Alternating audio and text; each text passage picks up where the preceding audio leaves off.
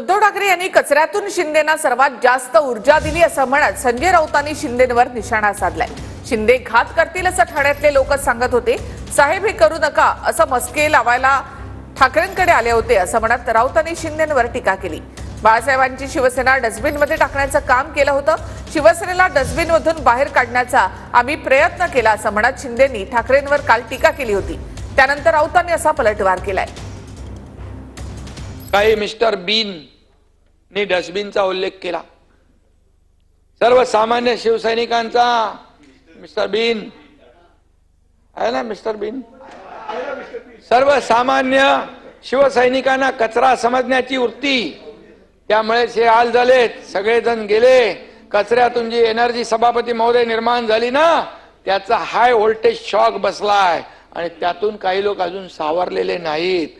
बाळासाहेबांची शिवसेना आणि त्यांनी काँग्रेसच्या डस्टबिन मध्ये टाकली होती, ती आम्ही सुरक्षित बाहेर काढण्याचा प्रयत्न केलेला आहे। मला जास्ती बोलायचं नाही, बोलायला लावू नका। बात निकलेगी तो दूर तक जाएगी।